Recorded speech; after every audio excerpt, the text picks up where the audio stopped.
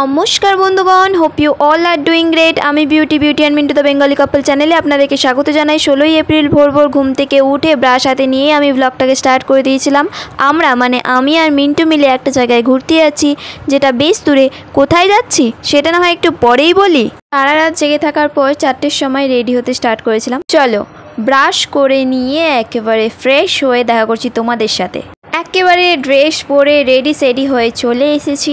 এখন খালি চুলটা ঠিক করব, আর কোনো রকম মেকআপ করব না, কেননা অনেকটা রাস্তা যেতে হবে, আদারওয়াইজ লেট হয়ে যাবে। কোথাও ঘুরতে যাওয়ার নাম হলেই আমার আগের দিন রাত থেকে টেনশনে আনন্দে ঘুমই আসে না। আর কারা কারা আমার মতো আছেন একটু কমেন্টে জানাবেন। যেহেতু কোনো রকম মেকআপ বা স্কিন কেয়ার কোনোটাই করিনি, তাই চুলটা ভালোভাবে আঁচড়ে নিচ্ছিলাম। প্রথমে খোপা করতে গিয়েছিলাম, হঠাৎ মনে পড়লো মাথায় হেলমেট পরতে হবে, তাই চুলটাকে বিনুনি করে নিয়েছিলাম। বাইরের দিকটা দেখলেই বুঝতে পারবেন যেন মাঝরাতে আমি রেডি হয়ে চুরি করতে বেরোচ্ছিলাম। এই যে আমি একদম রেডি হয়ে গিয়েছিলাম, একটা জগার আর একটা শার্ট পরে। এবার খালি মিন্টুর আসার পালা। এই যে তখন বাজে ঠিক 4:30, আর ভোরের আলো একটু একটু ফুটেছে সবে। আর মিন্টু এদিকে চলে এসেছে, আর মাকে এদিকে আমি টাটা বলে আমরা দুজনে মিলে বেরিয়ে পড়েছিলাম। একটা কথা মানতেই হবে, রাত শেষে যখন ভোরের শুরুটা হয় তখন আলাদাই লেভেলের লাগে বস। আমরা 1 ঘন্টার মধ্যেই পৌঁছে গিয়েছিলাম কোলাঘাট, আর গাড়িও ঝড়ের গতিতে দৌড়াচ্ছিল। কোলাঘাটে একটা ব্রেক নিয়ে নিয়েছিলাম। আমি চা প্রেমী, তাই চা আর প্রজাপতি বিস্কুট নিয়ে নিয়েছিলাম। আর অন্যদিকে মিন্টু চাই খায় না, ও ম্যাগি নিয়ে নিয়েছিল, যেটা আমিও একটু ট্রাই করেছিলাম। একদম ভোরের সূর্য তো, তাই রোদের ঝলক দেখায়নি বলে মিষ্টি লেগেছিল। তারপর ব্লগের জন্য ক্যাথ মেরে আমি আমার নিজের বদনটা একটু দেখে নিলাম। মিন্টুর কাছে বায়না করেছিলাম বলে মিন্টু আমার জন্য চিপস এনে দিয়েছিল। আমাদের ফটো সেশন চলছিল, তারপর হঠাৎই আমি ব্লগের জন্য ভিডিও করতে স্টার্ট করে দিয়েছিলাম, তাই মিন্টু বুঝতে পারেনি। লাস্টে ওকে বললাম যে আরে এটা ব্লগের জন্য করছি, একটু হাই বলে দে। ও একটু হাই করে দিল। ব্রেক শেষে আবার শুরু হয়েছিল আমাদের লং জার্নির পথ চলা। আমাদের ডেস্টিনেশনের প্রায় কাছাকাছি, ওই 40%-এর মতো পথ বাকি ছিল। এই জায়গাটা কি কারো জানা আছে? দাঁড়ান আমি আপনাদের বলে দিই। মিন্টুই আমাকে বলে দিচ্ছিল যে ডান দিকটায় চলে যাচ্ছে দীঘা, আর বাঁ দিকটায় হলদিয়া। আমাদের ডেস্টিনেশন ছিল হলদিয়া। হলদিয়ায় মিন্টুর মামার বাড়ি মাসির বাড়ি দুইই আছে। এই যে আমার প্রিয় জায়গা, রাস্তার দুই পাশারই সবুজ গাছে মোড়া। আগে অনেক ভিডিওতেই উল্লেখ করেছি। এর মাঝেই আমরা বোনের ওপরে একটা প্র্যাঙ্ক করেছি। ওকে বললাম যে আমরা ঘুম থেকে উঠতে পারিনি, তখন বাজে 7:30, আমরা 8:30 নাগাদ বাড়ি থেকে বেরোবো। ওদের বাড়িতে ঢুকতেই ও আমাদেরকে দেখে সারপ্রাইজড হয়ে গেছিল, কিন্তু আমি ভিডিওটা অন করতেই ভুলে গেছিলাম। বাড়িতে ঢোকার আগে একটা মিষ্টির দোকানে দাঁড়িয়েছিলাম, বাঙালির ধর্মেই আছে এটা। যেহেতু বাসন্তী পুজোর অষ্টমী দিন গিয়েছিলাম, আমাদের ম্যাডাম দেখি অঞ্জলি দিতে যাওয়ার জন্য রেডি হচ্ছিল। বোনদের বাড়ি অর্থাৎ মাসির বাড়ি গিয়েই আমি আগে স্নান টান সেরে ফ্রেশ হয়ে নিয়েছিলাম। তখনও প্যান্ডেলে পুজো চলছিল। আমি পুজো দেখতে যাবো বলে যেই বাইরে বেরিয়েছি, তখন বাইরে বেরিয়ে দেখি প্রচণ্ড রোদ বাইরে, তাই আমি আগে এসে ফেসে সানস্ক্রিন অ্যাপ্লাই করে নিয়েছিলাম। আর এই যে আমি রেডি। মিন্টু এসে থেকেই ঘুমাচ্ছিল, আর ওই যে পিছনে ঘুমাচ্ছে। রেডি হয়েই আমরা বেরিয়ে পড়েছিলাম। আমি, বোন, আর বোনের আর এক বান্ধবী, যেটা আর একটা বোন, ওর নাম সুদেশনা, আর ভীষণ ভালো মেয়ে। আর এই যে এই মেয়েটা সারাক্ষণ ফোনে বিজি থাকে, তাই ওকে ডাকছিলাম, আর ওরা এরকম রিয়াকশন দিচ্ছিল।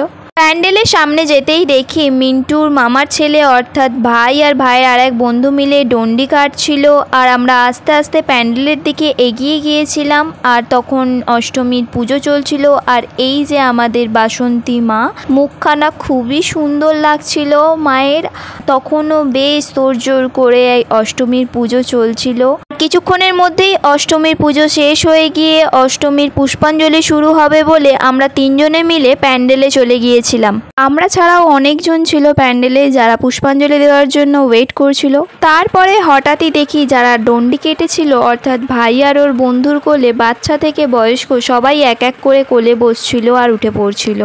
তখন বেশ অবাক হয়েছিলাম যে এটা কি নিয়ম রে বাবা। বাড়ি এসে মাকে জিজ্ঞাসা করতে মা বলল হ্যাঁ এরকম হয়, আমাদের পাড়ার পুজোতেও এরকম নাকি করে, কিন্তু আমি কখনো দেখিনি, কেননা এদিক সেদিক আমি চলে যাই তো তাই।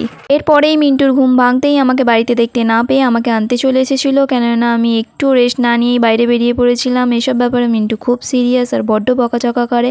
আর এই হলো বোনদের অর্থাৎ মাসিদের বাড়ি। খাওয়া দাওয়া শেষ করে লম্বা একটা রেস্ট নিয়ে নিয়েছিলাম, কেননা সন্ধ্যায় আমার ডান্স প্রোগ্রাম ছিল। আর ঘুম থেকে উঠে গল্প আড্ডা সাজগোজ সব কিছু ছেড়ে চলে গিয়েছিলাম প্যান্ডেলে, কারণ সেদিন নৃত্যানুষ্ঠান ছিল আর আমিও তাতে পার্টিসিপেট করেছিলাম। সবার নাচের ভিডিও একটা ক্লিপ করে দিয়েছি, সাথে আমার নাচের ভিডিও আছে 2-3টে ভিডিওর পর।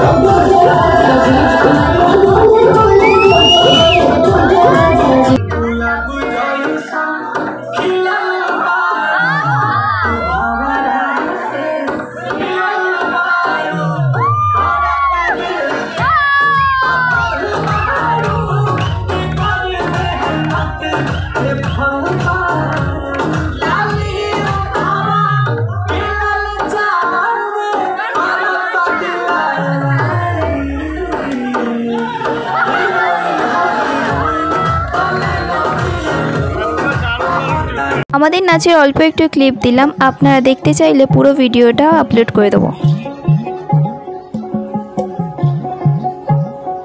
আমার বন্ধু চিকন কালিয়া দেখো আসিয়া, আমার বন্ধু চিকন কালিয়া দেখো আসিয়া, আমি কেমন আছি পরের ঘরে তোমার পাশরিয়া, কেমন আছি আমি কেমন আছি পরের ঘরে তোমার পাশরিয়া দেখো আসিয়া, আমার বন্ধু চিকন কালিয়া দেখো আসিয়া, আমার বন্ধু চিকন কালিয়া দেখো আসিয়া। প্রোগ্রামটা শেষ হতে হতে প্রায় 12টা সাড়ে 12টা বেজে গিয়েছিল আর আমাদের তারপর শুরু হয়েছিল নন স্টেজ ডান্স অর্থাৎ ভাসান ডান্স। কিন্তু বেশ ভালোই নাচছিল, কিন্তু আমি যেই ভিডিওটা অন করে ওকে নাচতে বললাম ও নাচা বন্ধ করে দিয়েছিল। তারপরে আবার আমি অনেক করে বলার পর আমার মন রাখতে একটু নাচছিল।